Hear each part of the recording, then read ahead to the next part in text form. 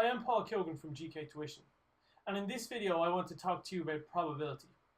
Now the question I've chosen to go through here is 2016 Paper 2 Question 5 Part B. In this question we're given two different sets. In set B, the chances that only B happens is 0.3, the chances that A and B happens is 0.1, and the chances that only A happens is X. Now we're asked to find the value of X for which the events are independent.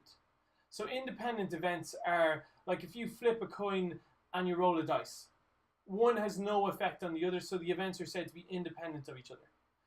Examples of events that aren't independent of each other are, for example, the chances you're late for school and it's raining. Okay, the probability that it rains and the probability you're late for school, one could have an effect on the other, so they're not independent events.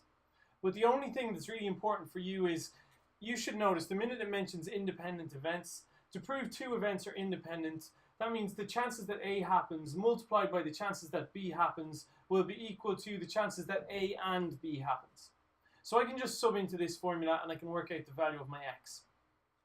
So the probability that A happens is, what's the chances that, I basically add up all the values in my circle represented by A. So the probability that A happens is X plus 0.1. The probability that B happens is 0.3 plus 0.1, which is 0.4. So it's going to be X plus 0.1 multiplied by 0.4.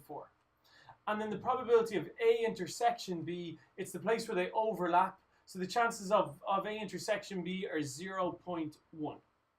So now I've got one equation, one unknown. It's going to be relatively straightforward to find the value of my X.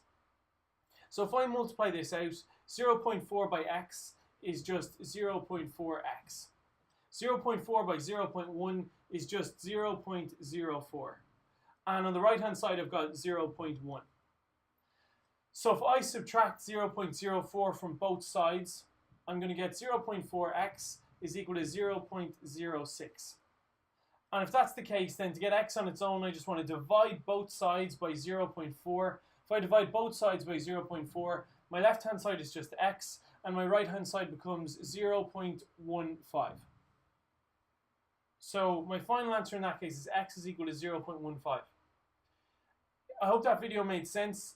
There's a couple of things in probability that make sure you're clear on. What does it mean how do you prove two events are independent? What does conditional probability mean? How do you prove events are mutually exclusive or not mutually exclusive? So there's four of them there, or four things that immediately you should be able to come up with an equation to solve these questions. You can see how straightforward that was once you identified that we were dealing with independent events. So if you're unclear on any of that, then just let me know in class or send me an email during the week and I'll try and clarify it.